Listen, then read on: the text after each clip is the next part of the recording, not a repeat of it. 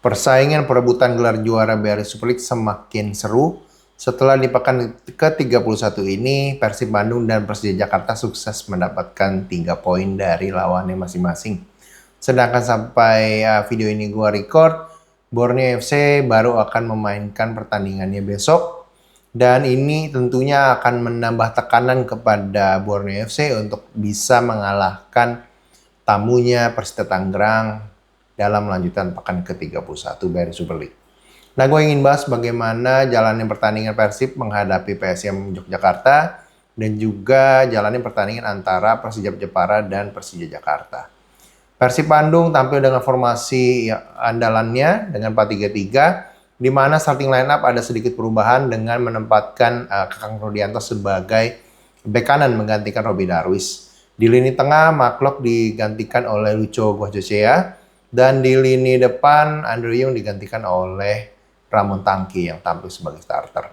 Dari sisi PSM Yogyakarta, dengan formasi andalannya, pelatih Jean Paul van Gastel tetap menempatkan duet center back asing mereka, yaitu Ramos dan juga Van Aert. Sedangkan di lini tengah mengandalkan Ze Valente dan Pulga Vidal.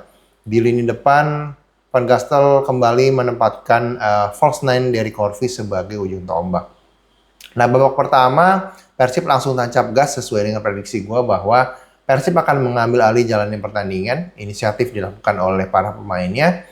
Dan serangan cepat Persib di menit pertama itu menghasilkan tendangan bebas yang jaraknya cukup dekat ke kotak penalti.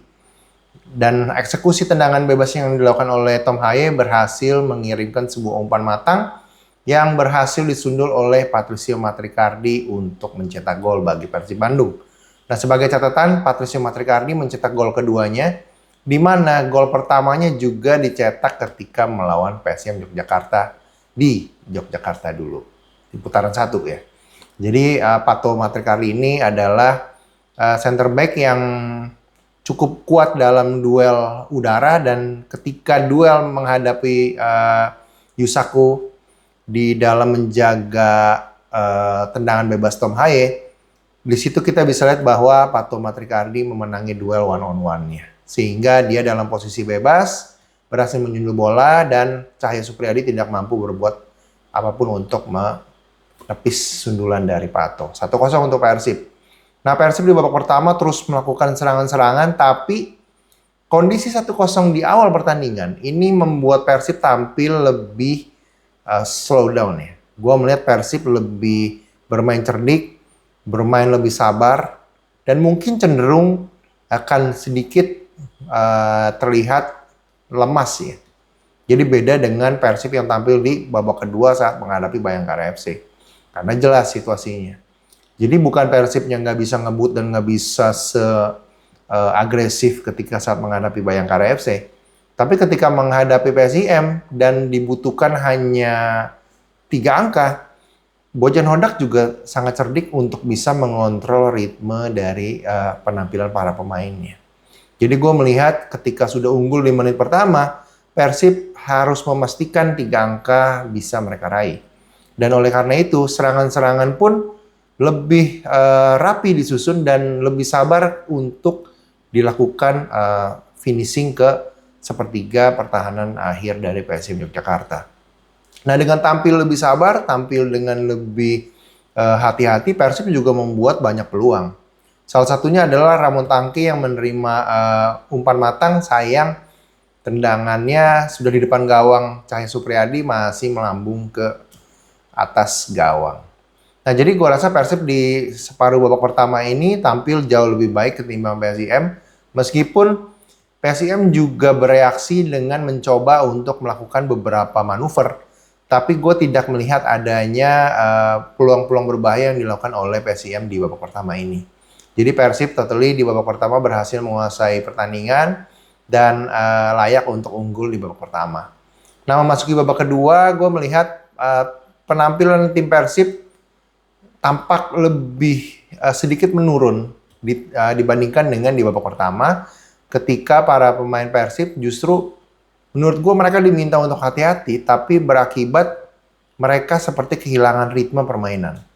Nah, ini yang coba dimanfaatkan oleh PSIM dengan memasukkan beberapa pemain yang bertujuan untuk mencetak gol balasan ya.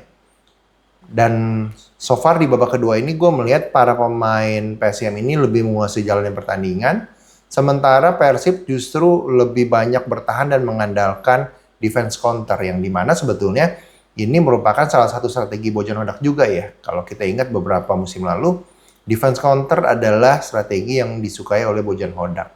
Dan kelihatan banget malam ini, gue rasa apa yang coba ditampilkan oleh para pemain Persib adalah yang penting 3 poin. Dan ini yang sempat diucapkan oleh Bojan Hodak kan sebelumnya. Ketika mereka slip tidak berhasil meraih 3 angka, Bojan menegur para pemainnya yang mengatakan bahwa para pemainnya mencoba untuk tampil dengan sepak bola indah.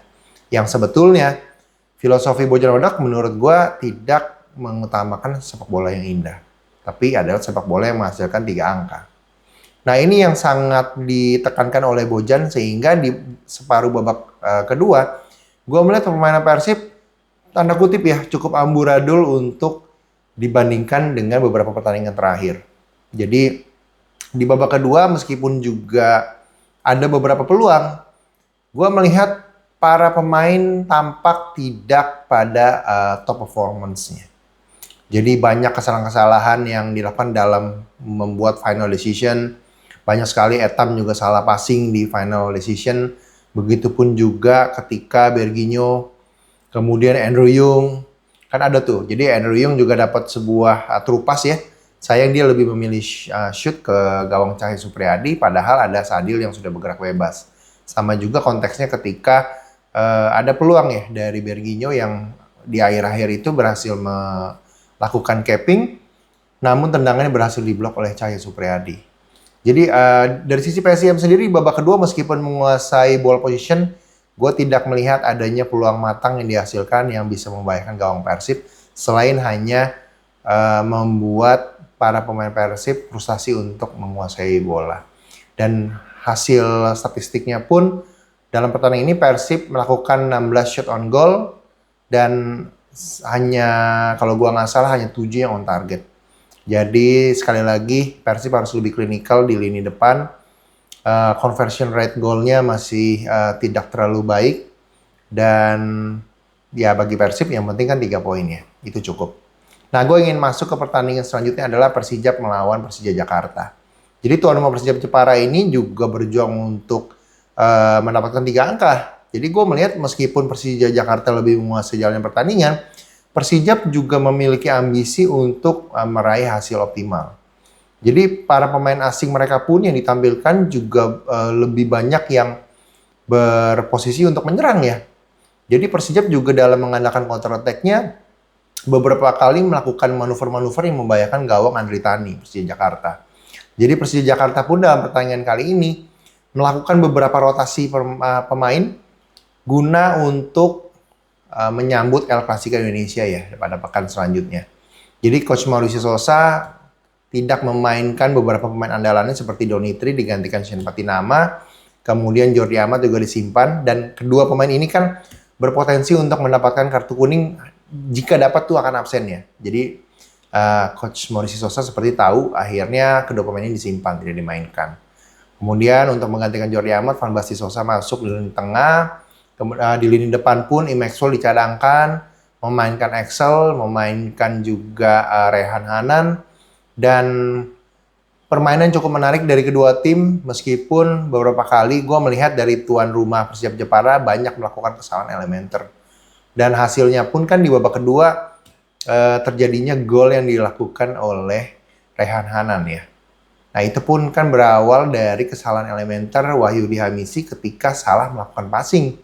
Nah, ketika salah melakukan passing di sepertiga pertandingan akhir, konsekuensinya ya yang paling fatal adalah terjadinya gol oleh lawan.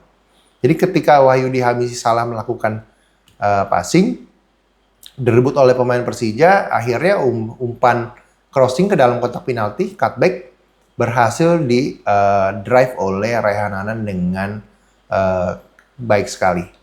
Dan bola sepakan Rehan Hanan akhirnya membentur pemain belakang dari Persijap dan mengecoh penjaga gawang Sandy ya. Jadi 0-1. Nah, kemudian Persija Jepara juga merespon mencoba untuk menyamakan kedudukan.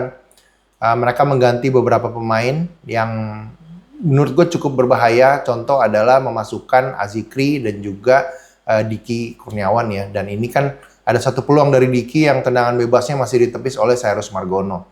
Jadi gue rasa Persija juga berupaya terus untuk bisa mengejar ketertinggalan. Tapi sekali lagi gue melihat ya kualitas Persija jauh lebih bagus ketimbang Persija Jepara. Sebuah fast break serangan balik, akhirnya Gustavo Almeida kosong dan dia berhasil mengecoh penjaga gawang, skor 2-0 untuk Persija di menit 98 jalannya pertandingan. Nah, jadi overall sampai akhir pertandingan skor tetap bertahan 2-0. Gua melihat kedua tim tampil rapih di malam hari ini. Maksud gua rapi adalah tidak ada yang terkena akumulasi kartu.